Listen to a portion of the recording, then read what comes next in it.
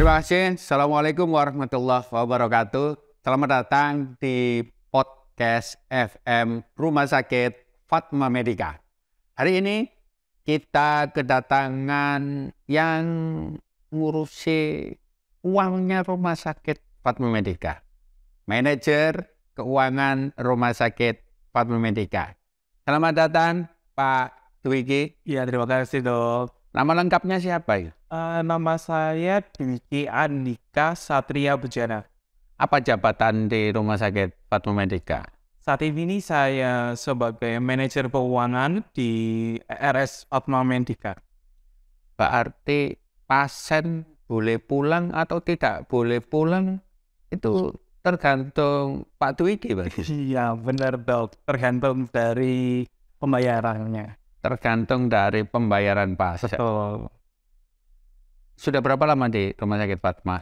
Kalau saya sendiri sih sudah 2 tahun di sini dok. Tapi kebetulan sebelumnya sebagai konsultan di luar. Rehab itu sekarang di Rumah Sakit Fatma sudah 2 tahun. Betul? Betul? Betah sih dok. Enak loh ini. Di rumah Iya sakit. dok. Dinikmati dok. Kita hari ini Oke. membahas masalah pembayaran pasien di Rumah Sakit Fatma. Kita akan membahas beberapa. Kita bagi dua. Asuransi sama non asuransi atau pasien umum. Oke. Kemudian nanti kita bagi dua, rawat jalan sama gawat darurat. Oke. Kalau asuransi, bagaimana? Pembayaran pasien asuransi di Rumah Sakit Fatma. Ada BPJS Kesehatan, ada BPJS Tenaga Kerja, ada asuransi umum yang non BPJS yang kerjasama dengan Rumah Sakit Fatma. Kemarin kita sudah bincang-bincang dengan dengan manajer asuransi. Tapi ini saya mau memperdalam sedikit dengan manajer keuangan. Bagaimana gambarannya untuk pasien-pasien asuransi di Rumah Sakit Fatma? Bayarnya. Oke. Kalau pasien asuransi sendiri, kalau di Fatma ini sebenarnya nggak ada pembeda antara asuransi umum, maksudnya asuransi swasta dengan BPJS itu. Jadi alurnya sama, ketika kita terima, itu kita data, biasanya nanti dari teman-teman FO menentukan itu apakah kategori pasien BPJS, ataukah pasien BPJS Ketenagakerjaan, atau pasien swasta, asuransi swasta. Nah itu kan nanti biasanya dari teman-teman FO akan melakukan pendataan di SIM RS kita gitu ya. Jadi dari situ kami dari keuangan baru akan menentukan apakah pasien ini akan ditagihkan ke pasien langsung atau ke perusahaan asuransinya. Kalau kita bilang istilahnya penjamin ya dok biasanya kayak gitu. Nah biasanya kalau untuk pulang, kalau untuk asuransi swasta kita minta sebelum pulang itu ada dokumen namanya guarantee letter. Jadi itu menunjukkan bahwa memang pasien tersebut dijamin di rumah sakit ini pembayarannya oleh asuransi. Tapi kalau untuk pasien BPJS, kita ikutin alur dari BPJS. Ketika masuk, kita nerima SEP. Di situ nanti kalau sudah ada muncul nomor SEP, itu baru kita anggap sebagai pasien BPJS. Yang mana pasti akan ditanggung oleh BPJS Kesehatan. Itu sih. Sebentar, ini agak sedikit jangan. Oh iya. Biar Oke. nggak bunyi-bunyi. Iya. Oke. Untuk pasien asuransi swasta, itu kalau sudah ditanggung. Jadi kemarin manajer asuransi bilang, telepon sama asuransi, kemudian ini bisa ditanggung. Dan ini clear, kata manajer asuransi. Bahwa itu ditanggung sama asuransi yang swasta, Betul. yang kerjasama dengan Rumah Sakit Fatma. Kemudian ada yang reimburse. Itu berarti yang reimburse seperti apa agar clear di keuangan. Kemudian yang kerjasama dengan Rumah Sakit Fatma itu harus melengkapi apa untuk clear di keuangan. Kalau untuk asuransi swasta sendiri, memang kan sistem klaimnya ada dua. Yang mana langsung dibayarkan oleh asuransi, ada yang sistem reimburse oleh pemegang polis ke perusahaan asuransi.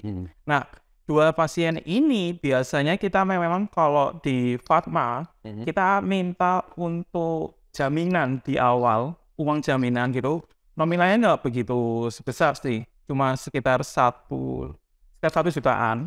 Itu nanti akan dibayarkan di awal, tapi uang tadi akan kita kembalikan ketika kita dari keuangan sudah mendapatkan garansi letter tadi itu. Dari asuransinya. Betul, dari asuransi. Itu untuk yang non-reimburse. Non-reimburse, betul.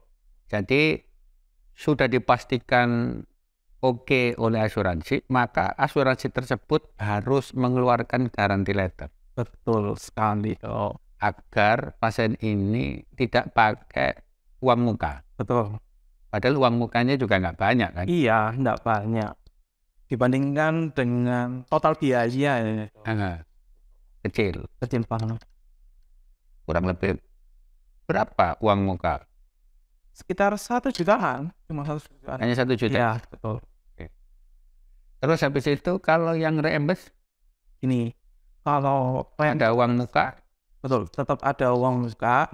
Mungkin kami dari keuangan hanya membantu di dokumen reimburse-nya, pendukung. Biasanya kan ketika pemegang polis tadi melakukan reimburse ke asuransinya, dia membutuhkan billing, kemudian kwitansi yang ada logo dari rumah sakit, dan juga ada materai dan tanda tangan.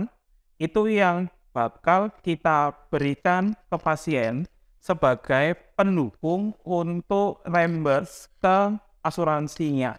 Gitu. Berarti tugas dari keuangan itu untuk melengkapi kwitansi. Betul. Beserta rincian tagihan. Rincian tagihan sama kwitansi itu nanti dilengkapi oleh teman-teman keuangan. Betul. Berarti pasien sebenarnya bayar full. Betul. Karena sistemnya reimburse ya dok ya. Reimburse mereka sendiri ya. Betul. Bukan di-reimburse oleh rumah sakit kan? Karena asuransi tersebut tidak kerjasama dengan Rumah Sakit Fatma. Betul. Jadi untuk pasien-pasien yang asuransinya tidak kerjasama dengan Rumah Sakit Fatma, maka masih bisa untuk masuk ke Rumah Sakit Fatma. Sangat bisa sekali dok. Dengan cara pasien tersebut bisa reimburse sendiri. Betul. Kepada asuransi itu dan sangat difasilitasi oleh Rumah Sakit Fatma. Betul. Kita juga pasti melengkapi. Dari reimburse itu, pasien dilengkapi. Ya. Tapi pasien bayar dulu full. Betul. Full kepada rumah sakit. Sekarang pertanyaannya, kalau pasien itu punya 2 asuransi, apakah keuangan mengeluarkan data 2 kali? Bisa enggak? Gini, kalau kita dari keuangan bisa membuat salinan. Jadi istilahnya kalau di keuangan itu kopi tagihan. Itu nanti bisa kita keluarkan sih dok. Pernah ada? Pernah. Dan bisa? Bisa. Nggak ada masalah? Kalau dari pasien tersebut? Kalau dari kita nggak ada sih dok. Karena kan memang ada asuransi yang dia tidak mengcover semua penyakit sesuai dengan polis tentunya. Mungkin bisa jadi di asuransi ini A di cover, di B tidak, begitu juga sebaliknya. Itu pernah ada kok dok. Berarti kalau orang punya lebih dari 1 asuransi, mau itu reimburse Rumah sakit Fatma tidak mungkin mengeluarkan kwitansi asli itu lebih dari satu. Betul. Kita istilahnya kopi ya dok ya. Jadi Ya, kopi maksud saya khusus untuk yang asli Iya, tidak mungkin mengeluarkan 2 kali. betul. Oke. Tidak mungkin. Berarti satu kwitansi asli. Kemudian jika pasien tersebut mau ngeklaim asuransi yang lain, Betul. itu kita kasih kwitansi kopi. Betul. Kalau rincian sebenarnya kan nggak Iya. masalah. Kalau rincian Betul. bisa beberapa kali. Betul. Tapi kalau yang kwitansi, kebijakan dari Rumah Sakit Fatma Medica tidak bisa asli lebih dari satu. Betul. Yang lain itu adalah kopi. Betul. Iya. Itu yang sahabat podcast FM yang harus tahu. Iya, iya. Oleh karena nanti memaksa, saya minta kwitansi asli, saya minta kwitansi asli lagi. Itu yang kerepotan nanti teman-teman akuntansi. Iya, betul. Laporan keuangan kita jadi amburadul kalau kwitansi asli itu bisa keluar beberapa kali. Betul. Oke, kalau pasien BPJS mau kesehatan mau tenaga kerja gimana? Kalau BPJS justru nggak ada perbedaan sih dok. Yang penting ketika mereka ke pendaftaran, mereka menunjukkan nomor BPJS-nya aja. Jadi nggak perlu kartu fisik atau KTP fisik ya. Yang penting mereka tahu nomor BPJS atau nomor NIK. Itu sudah cukup. Pak KTP. Iya, KTP. Mau betul. KTP foto Betul. maupun KTP asli. Betul. Itu pasien otomatis bisa dilihat. Pasti. Dia punya BPJS atau tidak. Betul. Jika punya BPJS dan aktif, otomatis Pasti terbaca. clear pasien dilayani tanpa iur. Tanpa iur, tanpa diskriminasi tentunya. Layanannya sama. Sama, betul. Keuangan sudah tidak mempermasalahkan lagi dan pasien itu kalau sudah sembuh langsung Betul. pulang. Betul. Boleh pulang Boleh langsung tanpa ada pengurusan administrasi yang lain. tanpa ada yang lain-lain. Oke. Karena kalau kelengkapan administrasi dilengkapi sama manajer asuransi. Betul. Kita yang penting habis pulang, sudah waktunya pulang, ya monggo langsung pulang. Kita nggak bakal lagi yang aneh-aneh gitu loh dok. Karena nanti kalau yang BPJS urusan manajer asuransi Betul. untuk nagih kepada BPJS. BPJS, iya. Pasien sudah tidak tahu. Pokoknya melebu nyudokno KTP, memperlihatkan KTP atau memperlihatkan kartu BPJS. Betul. Pulang tinggal pulang kalau sudah sembuh. Betul. Sekarang pasien umum. Oke. Karena dulu Rumah Sakit Fatma itu terkenal mahal. Oke. Bagaimana sekarang? Kalau untuk mahal murah, kalau saya pribadi sih relatif. Tapi kalau untuk di wilayah Gresik Utara apalagi ya, itu kalau boleh saya bilang sangat terjangkau dibandingkan dengan rumah sakit lain yang di wilayah ini ya dok ya.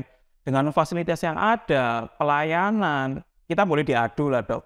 Apalagi kalau untuk masalah pembayaran ya, kita punya satu keunggulan yang kita boleh bilang lebih baik dari rumah sakit lain, yaitu kita bisa pembayaran dan pendaftaran full online via websitenya rumah sakit. Jadi pasien kalau sudah membayar online, datang langsung dapat nomor antrian. Tidak perlu ke kasir, tidak perlu untuk yang rawat jalan. Betul, yang untuk rawat jalan. Sebentar. Pasien umum di kita, Oke. Pak Dwi kita tadi bisa menjelaskan, oh kita bisa diatur. Ada jabatan lain selain manajer keuangan. Kok tahu tentang tarifnya rumah sakit? Karena gini dok, kebetulan saya juga dipercaya di Fatma ini sebagai ketua tim tarif. Nah, itu ya Pak. Itu yang mau saya tanyakan. Iya. Biar penonton podcast FM biar tahu bahwa Pak Dwiki ini juga adalah ketua tim tarif Rumah Sakit Fatma Medica. Betul. Dan Pak Dwiki nyusun tarif di Rumah Sakit Fatma seperti apa? Gini, kalau tarif, kalau Gelondongan gini maksud saya. Apakah melihat harga rumah sakit sekitar, melihat Pasti itu dok. Kita tadi dilihat ya? pasti dilihat karena ketika penyusunan tarif kita nggak kerja sendiri. Kami selalu kolaborasi dengan tim marketing terutama untuk cari dari rumah sakit lain atau di tempat lain itu berapa sih tarifnya. Nah itu nanti pasti salah satu pertimbangan dari kami untuk menentukan tarif sebuah tindakan. Jadi makanya selalu saya tekankan ke teman-teman tim tarif bahwa kita harga ini enggak kemahalan kok. Kita masih bisa bersaing, apalagi kita punya keunggulan lain dibandingkan rumah sakit lain gitu. Makanya gambaran kasarnya itu adalah kalau bikin tarif, unit cost rumah sakit tentu tidak rugi. Betul. Tapi tidak mutlak itu karena kita pasti membandingkan dengan rumah sakit lain. Betul. Dan kita dari beberapa rumah sakit, kita di atas, di tengah, atau sama, atau seperti apa?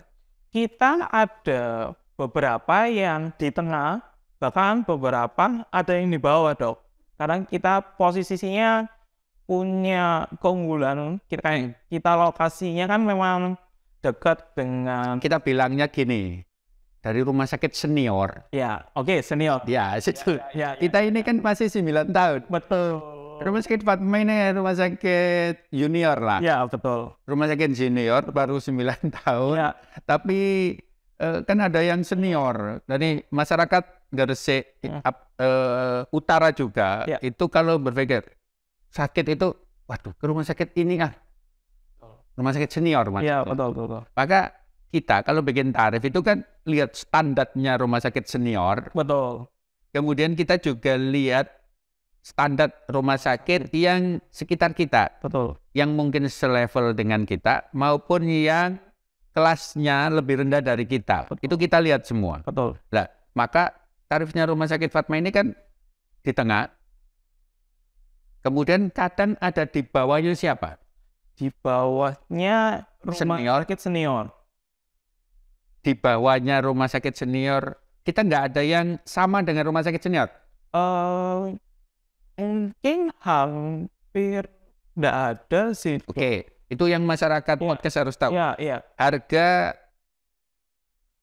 tarif rumah sakit Fatma tidak ada yang sama harganya dengan rumah sakit senior. Betul. Oke, kita pasti di bawahnya rumah sakit senior. Betul. Oke, dengan rumah sakit sekitar, mungkin kita ada di atasnya. Sedikit, nggak begitu. Tahu sama. Gini.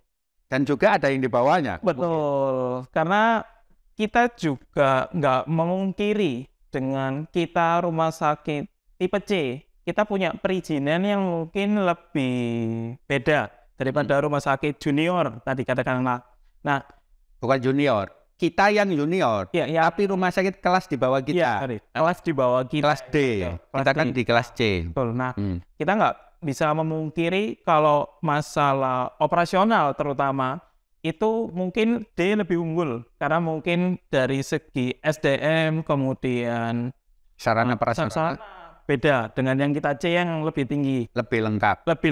Betul. Yang mana lebih lengkap tadi dampaknya mungkin operasional ada perbedaan ya dok. Tapi perbedaan pun kita nggak begitu jauh dengan rumah sakit yang di bawah kita tadi tuh. Apalagi yang tipe D itu nggak begitu jauh. Jadi kalau saya bilang mungkin ada beberapa tindakan yang tarifnya sedikit di atas, tapi itu juga nggak begitu jauh. Karena dengan sedikit perbedaan tadi, masalah pelayanan, masalah fasilitas, masalah sarana kelengkapan, kita berani diadu gitu dok. Kita berani diadu. Betul. Dan harganya kita berani bersaing.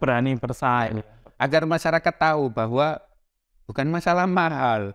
Kalau pengen murah, daftar BPJS. Betul. Atau ikut BPJS. Iya. Karena itu free. Betul. Karena semua ditanggung sama BPJS. Betul. Tapi kalau berbayar, rumah sakit Fatma ini tarifnya itu di bawahnya senior. Betul. Kita ada di atas sedikit. Betul. Kelas rumah sakit di bawah kita. Kelas rumah sakit tipe D. Kita ini di kelas tipe C. yang SDM sarana prasarananya lebih lengkap daripada yang kelas D. D. Betul. Harga kita di atas sedikit dan ada yang sama, juga ada yang di bawahnya. Betul. Oke, clear. Ya. Itu yang memang harus jelas Betul. agar masyarakat bisa tahu. Tarif Rumah Sakit Fatma itu di mana tercantum?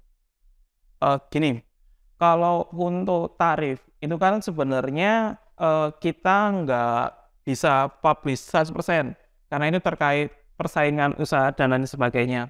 Tapi kalau masyarakat pengen tahu tarif Rumah Sakit Fatma itu berapa sih, nanti bisa menghubungin ke yang pertama sosial media kita, ada di IG, ada di FB, atau kalau nggak hubungin customer care dari Rumah Sakit Fatma Medica. Mereka bisa tanya di situ, bahkan kalau ada konsultasi tipis-tipis terkait, oh aku kan gini, pengen paket yang ada apa aja sih? Nah itu nanti bisa tanya ke nomor pelayanan kita di customer care. Customer care. Betul. Oke, itu nanti sama teman-teman marketing. Betul. Dan teman-teman marketing pasti berhubungan dengan teman-teman keuangan. Pasti. Jadi kalau pengen tahu tarifnya rumah sakit di Rumah Sakit Fatma, saya mau operasi hernia berapa di Rumah Sakit Fatma? Oh, kira-kira segini. Pasti. Kita kan pasti ngomong kira-kira. Karena setiap pasien dengan sakit yang sama, mungkin responnya berbeda. Beda. Maka nanti obat yang masuk, obat yang dipakai, hari perawatan mungkin akan menjadi beda. Betul. Itu maka akan perkiraan itu bisa naik, bisa turun. Betul. Kalau di kita mungkin dikasih anjuran-anjuran begitu. Iya. Yang kita publish di masyarakat itu berarti harga poli, kemudian harga kamar. sama paket. Kita punya paket. Kita punya paket. Terutama untuk paket bersalin, kita ada paket untuk SC, kemudian persalinan normal kita juga punya. Itu masing-masing ada 4 kelas. Kelas 3, 2, 1, dan VIP. Kemudian yang paling baru nih dok, kita juga barusan launching paket erat.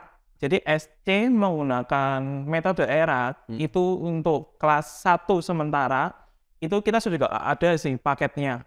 Kita punya kelas 1 sama VIP. Betul. Paket erat. Betul. Kelas 1 sama VIP untuk ibu-ibu hamil. Iya. Untuk yang selain 2 ini masih ada? Kayaknya sudah nggak ada kayak. Sudah nggak ada paket itu kayak. Kalau untuk paket SC biasa itu masih ada, normal juga ada.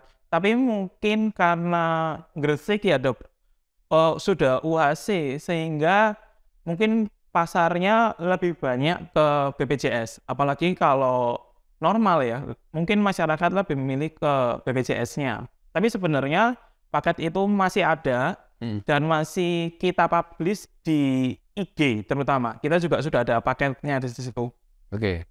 Kalau yang erat kemarin kayaknya sudah ada beberapa pasien. Iya, betul. Dan alhamdulillah kata marketing didatangi di rumahnya, alhamdulillah sangat puas. Betul. Alhamdulillah sudah langsung bisa jalan. Betul. Kemarin pada waktu podcast di podcast FM sini menerangkan sudah langsung bisa jalan dok. Bahagia, dapat video. Betul. Dan itu kenangan yang tidak bisa terulang lagi. Betul. Momennya soalnya sekali seumur hidup dok, itu nggak bisa terulang. Makanya kecuali kalau hamil lagi. Iya. Tapi kan momen setiap kelahiran kan beda-beda. Betul. Beda-beda. Prosesnya beda-beda. Jadi tidak sama. Nah, di Fatma ini dengan paket itu, paket yang lengkap itu sudah habis itu dapat video yang momen-momennya tidak bisa di. Oke, Pak Dwiki, terima kasih banyak atas kedatangannya. Tadi sudah banyak diterangkan oleh Pak Dwiki tentang pembayaran di Rumah Sakit Fatma. Sebentar. Ada sedikit lagi. Pasien umum yang masuk ke Rumah Sakit Fatma pakai DP tak Kak? Pakai DP enggak? Kalau DP ada sih dok. Ini sesuai dengan prosedur kita. Tapi DP-nya kalau kita bilang kecil banget dibandingkan dengan rumah sakit kompetitor. Pada saat awal itu mungkin 1 juta, kemudian nanti pada saat perjalanan perawatan kita akan minta top up, itu paling enggak mengcover 50% dari total ininya sih, total billing hariannya. Setiap pasien, setiap hari, pasti tahu. Kita selalu report. Betul, kita selalu memberikan data, oh hari pertama tindakannya ABC, obatnya ini, kita infokan totalnya sampai dengan hari ini sekian. Berarti setiap pasien umum yang masuk ke Rumah Sakit Fatma itu ada yang namanya daily bill. Betul. Akhirnya pasien tahu, Oke. oh aku habis segini nih, habis segini. Iya, betul. Lah maka kalau sudah DP, jika itu sudah berkurang, maka penambahannya dari total daily bill. Iya, betul. Oke, siap. Kalau sudah pulang, kalau sudah boleh pulang, harus lunas baru pulang. Betul. Ada yang kadang-kadang minta diskon. Itu apa kebijakannya? Jadi gini, kebetulan Rumah Sakit Fatma ada program namanya diskon untuk pasien SKTM, kalau Pak saya bilang. Jadi untuk masyarakat yang nggak mampu, mereka pengen berobat dan mereka nggak punya BPJS, kita bisa ada program diskon yang mana nanti kita bisa berikan diskon untuk beberapa komponen. Jadi nggak semua komponen kita diskon, karena kan memang untuk biaya tidak hanya ditanggung rumah sakit, ada juga ya untuk pihak lain gitu ya. Nah, dokter, kemudian obat, lab, penunjang dan kawan-kawan. Nah, itu nanti pasien cukup melampirkan ke keuangan itu dokumen SKTM, surat keterangan tidak mampu dari pemerintah desa atau kelurahan setempat. Mereka akan memberikan surat keterangan, diajukan ke keuangan, nanti akan kita hitungkan diskonnya yang bisa kita berikan berapa sih gitu. Jadi itu nggak sulit banget, itu sangat mudah. Apalagi sekarang kan pemerintah lebih gampang ya pegang SKTM dan lain sebagainya, itu pasti nggak dipersulit. Kita juga kan nggak begitu lama untuk menghitungnya, jadi mungkin nggak nyampe sehari kita udah bisa keluarkan diskon yang bisa diberikan untuk pasien tersebut berapa, selama dokumen lengkap.